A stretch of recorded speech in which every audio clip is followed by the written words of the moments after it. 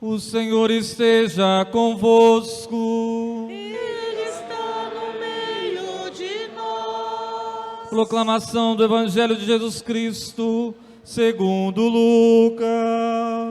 Glória a vós, Senhor. Naquele tempo, Jesus levou consigo Pedro, João e Tiago e subiu a montanha para rezar. Enquanto rezava, seu rosto mudou de aparência e sua roupa ficou muito branca e brilhante. Eis que 2 homens estavam conversando com Jesus. Eram Moisés e Elias. Eles apareceram revestidos de glória e conversavam sobre a morte que Jesus iria sofrer em Jerusalém. Pedro e os companheiros estavam com muito sono. Ao despertarem, viram a glória de Jesus e os 2 homens que estavam com ele. E quando estes homens se iam afastando, Pedro disse a Jesus: Mestre, é bom estarmos aqui. Vamos fazer 3 tendas, uma para ti, outra para Moisés e outra para Elias. Pedro não sabia o que estava dizendo. Ele estava ainda falando quando apareceu uma nuvem que os cobriu com a sua sombra.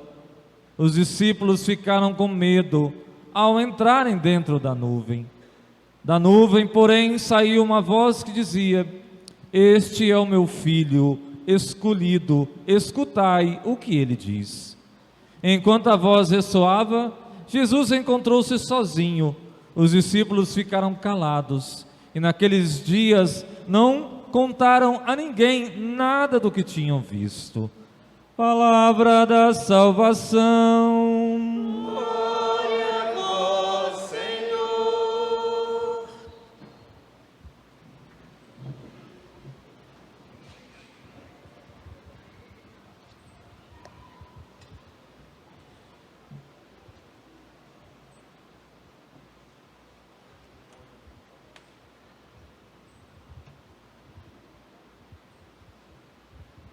Estimado Padre Robson, nosso representante do clero da área, os diáconos Sandro e diácono Fabrício, irmãos e irmãs, e hoje a comunidade Nossa Senhora do Perpétuo Socorro, que anima essa sagrada liturgia, nossa saudação a todos, alegres na casa do Pai, celebrando em honra São José e os 60 anos de vida paroquial.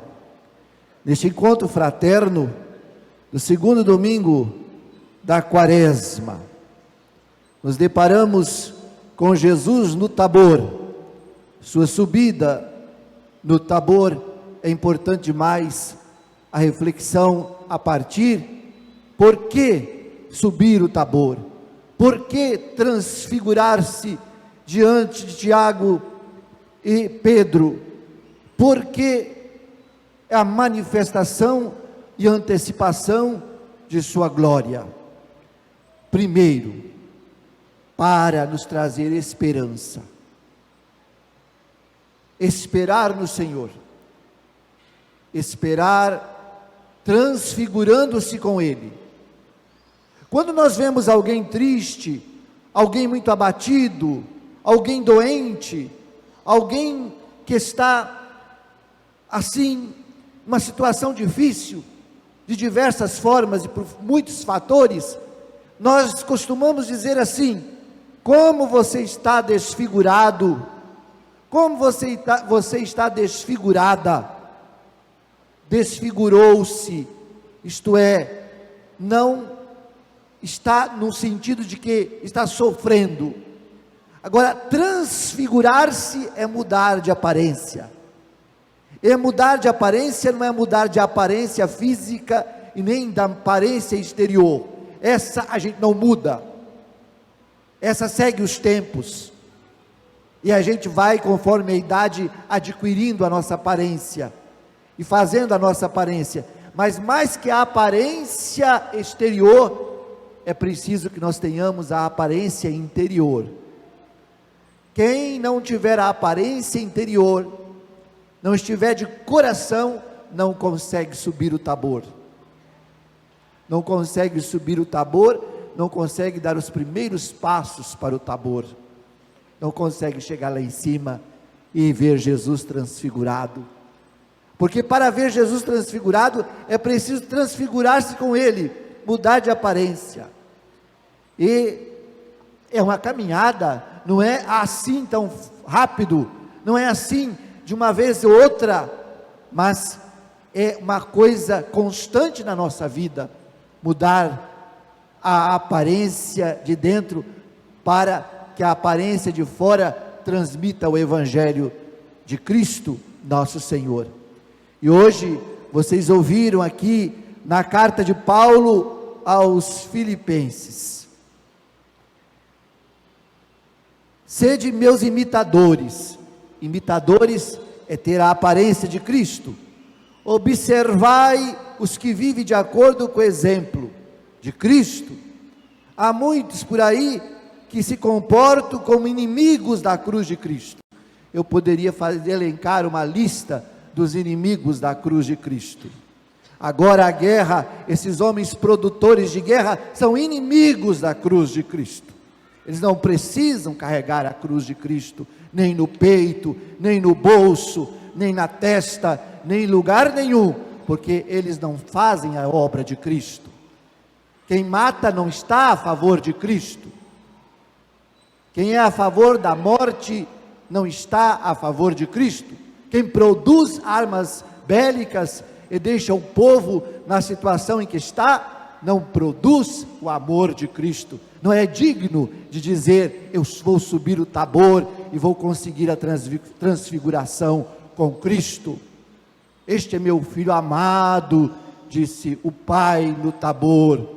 Escutai-o. Então, escutar Cristo, neste tempo que nós vivemos de pós-modernidade, em que o mundo tornou-se uma ervilha, em que tudo que acontece nos outros países vizinhos, ou mesmo no nosso, afeta cada um de nós. Nós não somos apenas ou devemos pensar só em nós, sermos subjetivos na fé, egoístas na fé, egoístas como seres humanos, egoístas achando que tudo é para você ou para mim, enquanto que a fé e a transmissão da mesma é comunitária. Ela vai além dos nossos pedidos particulares, e alcança o outro, se alarga. Se o mundo se alarga, a igreja precisa alargar os horizontes, ela precisa olhar à frente. Mas a igreja vai acabar. Não, ela não acaba se ela olhar com amplitude o que está acontecendo e fizer uma reviravolta, uma grande acolhida, uma renovação interior para transfigurar-se exteriormente. Hoje, 9 anos do pontificado do Papa Francisco, o Papa Francisco vem pedir na igreja: lame-se, suje-se de lama, igreja, vá aonde for possível ou impossível ir, para que ela se transfigure e beba das fontes do Evangelho, beba das fontes do Evangelho de Cristo, do Tabor, que transfigura, e sua luz admirável atinge a todos. Não contem ainda a ninguém, Pedro e Tiago, não contem a ninguém. Primeiro, deixe as pessoas verem minha cruz e se apaixonarem pelo mistério da cruz e me conhecerem na integridade. Os inimigos da cruz se comportam como filhos da perdição. O Deus deles é o estômago, é a avareza. A glória deles está no que é vergonhoso. Não há mais vergonhoso do que matar, não há mais vergonhoso do que tirar a vida. Hoje, novena de São José é educador com justiça e amor. Que é educação? Educar para a justiça é difícil, educar para o amor é difícil, mas é a missão de educador, é a missão da pedagogia divina, educar para o bem. São José, educador com justiça e amor. São José, zeloso defensor da vida, É quando celebramos um padroeiro na nossa vida de igreja, nós temos que ver qual a causa de tal celebração, qual honra ele tem, por que estamos aqui, por que mais 1 ano e 60 anos se comemora de evangelização em uma paróquia. Por quê? Porque nós somos filhos de Deus, e somos queridos de Deus, e temos a esperança em Cristo Deus transfigurado. Que este tempo novo, não ter medo do tempo novo, não ter medo do novo que aproxima-se, pois depois das grandes batalhas, das grandes dificuldades, das grandes epidemias, das grandes pandemias, das grandes situações difíceis, brota-nos a luz que vem do Tabor, que nos dá coragem de enfrentar a cruz particular de cada um e a cruz comunitária que nós temos juntos. Então nós não somos um singular, um ali, e pensar só naquele ou em você mesmo. Nós devemos pensar sempre no como um todo, no processo de comunhão que a igreja nasceu, porque senão assim Jesus não teria chamado ninguém para caminhar com ele, se ele não quisesse e assim não estimulasse que fôssemos comunidade. Vida de comunidade é que leva ao Tabor e nos faz subir o Tabor com honra, para depois subir o Calvário com mais honra ainda, independente daquilo que Deus Pai sempre preparou para nós. Ele prepara nossos caminhos, nós vamos deixando que Ele possa moldar-nos na transfiguração, que a gente saia daqui todos os dias, não só da novena, mas das comunidades, junto com o padre, com o pároco, junto com os diáconos, com as equipes, com as crianças, como modelo de evangelizadores, não olhando as pequenas coisinhas, porque as pequenas coisinhas não faz crescer, as pequenas coisinhas são pedrinhas que estão no sapato, que atrapalham a gente de crescer. Nós devemos caminhar para as grandes coisas, e não para as pequenas coisas. As pequenas coisas nos distraem, nos distrai. Aqui, por exemplo, o que são as pequenas coisas do altar? É eu e o padre, as duas mais pequeninas coisas que tem aqui, eu e o padre, depois os diáconos. Mas a coisa maior do altar e do mistério de Cristo é Jesus. É nele, por ele, com ele que nós nos transfiguramos. Nós somos pequeninos, e assim é bom ser pequenino, porque o pequenino trabalha em comunhão, o grande demais não alcança. Vejam só quem está favorecendo a guerra na Ucrânia, não são os pequeninos, são os grandes,